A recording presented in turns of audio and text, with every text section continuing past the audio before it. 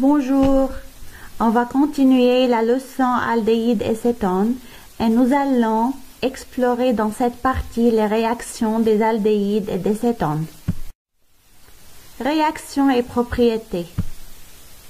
Les aldéhydes sont plus réactifs que les cétones car le groupe fonctionnel CO, le groupe carbonyle, est externe. Il est facile à réagir. Cependant, dans les cétones, le groupe carbonyle est entouré par deux groupements alkyles des deux côtés. Pour cela, quelques réactions sont communes entre les aldéhydes et les cétones, alors que d'autres réactions sont spécifiques pour les aldéhydes tout seuls. On commence tout d'abord par les réactions communes des aldéhydes et des cétones. La première réaction à étudier, c'est la réaction avec le DMPH, qui est un test d'identification des composés carbonylés. Cette réaction se fait avec le réactif appelé réactif DNPH.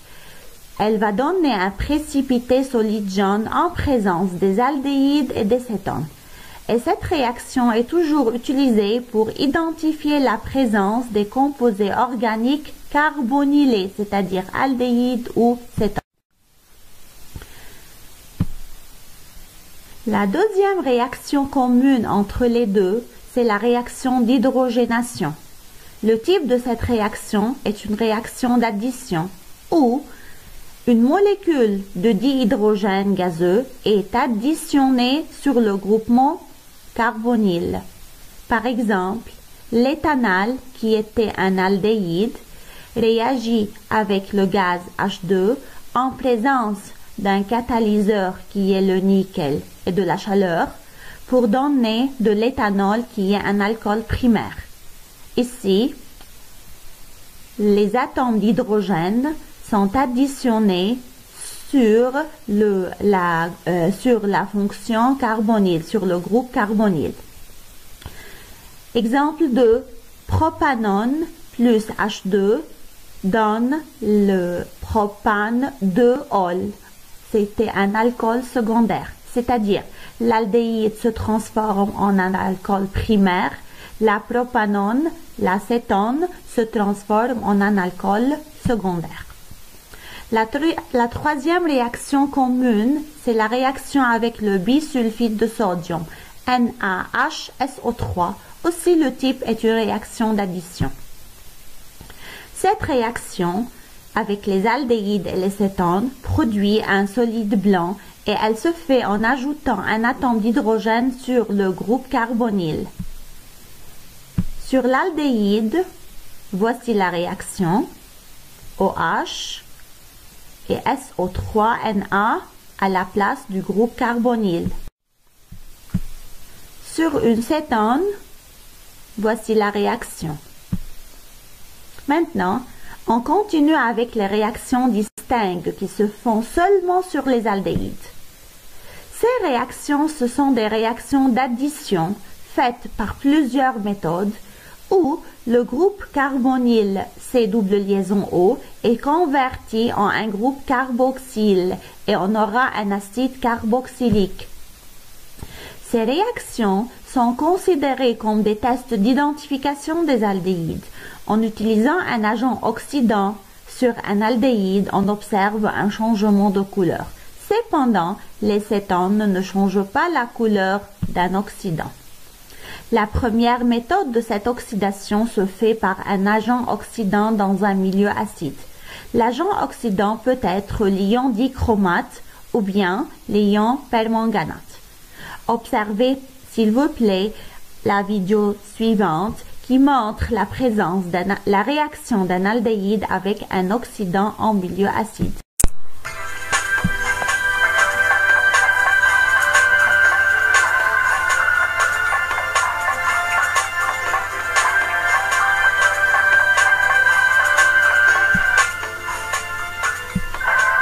Aldehydes are oxidized by potassium manganate 7 to the corresponding acids. As the reaction proceeds, the purple color of manganate 7 ions fades away and a dark brown precipitate of manganese 4 oxide is formed. Aldehydes are also oxidized by potassium dichromate 6 in acidic solution. The orange color of the dichromate 6 ions changes to green, which is characteristic of chromium 3 ions.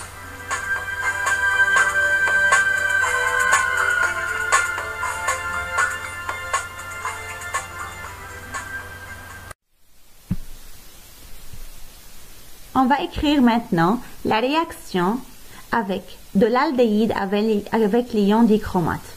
On a observé que les ions dichromate de couleur orange sont réduits en ions chrome Cr3+, de couleur verte par l'aldéhyde. À son tour, l'aldéhyde était oxydé en acide carboxylique correspondant.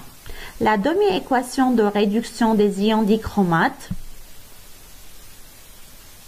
dichromate plus 14H+, plus 6 électrons, donne 2Cr3+, plus 7H2O. La demi-équation d'oxydation de l'aldéhyde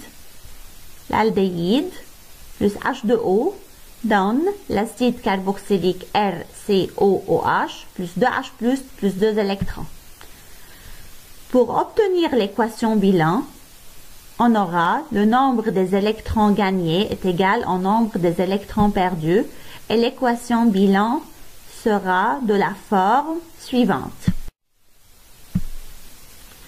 Maintenant, on a encore 3 méthodes d'oxydation des aldéhydes. La deuxième méthode, c'est une oxydation par le réactif de Fehling à haute température. Cette réaction d'un aldéhyde avec le réactif de Fehling forme toujours un précipité rouge brique.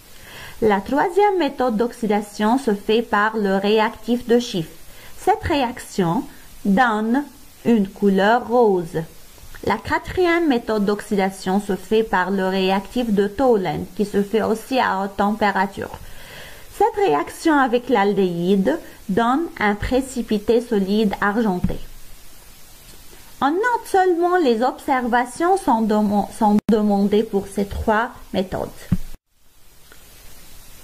La vidéo suivante montre la réaction d'un aldéhyde avec le réactif de Fehling.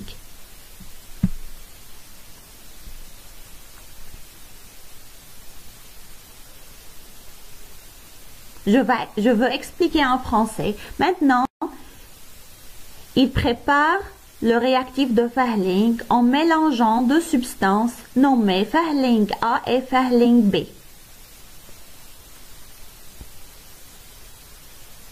Il prépare maintenant Fehling A. Maintenant, il prépare Fehling B.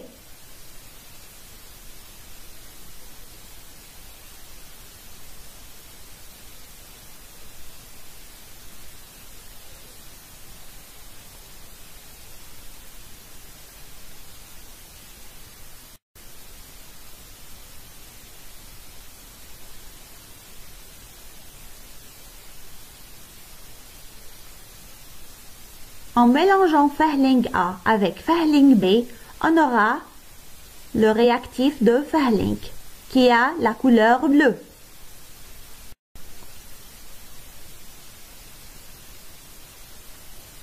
Dans 2 tubes à essai, à gauche, on met du sucre de table, à droite, on met quelques morceaux de glucose. On ajoute de l'eau dans les 2 tubes.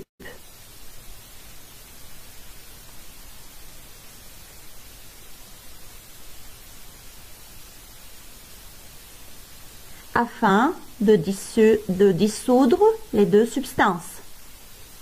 Maintenant, quelques millilitres de la liqueur de Fehling est ajouté dans les 2 tubes à essai et ces 2 tubes sont chauffés dans l'eau bouillante pour quelques minutes.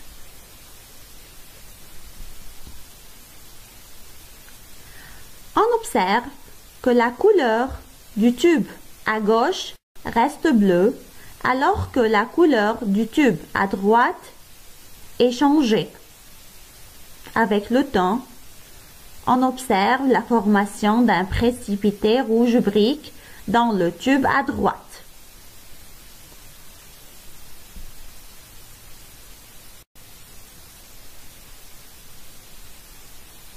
C'est tout clair. Le précipité rouge brique du tube à droite. Où on a mis du glucose.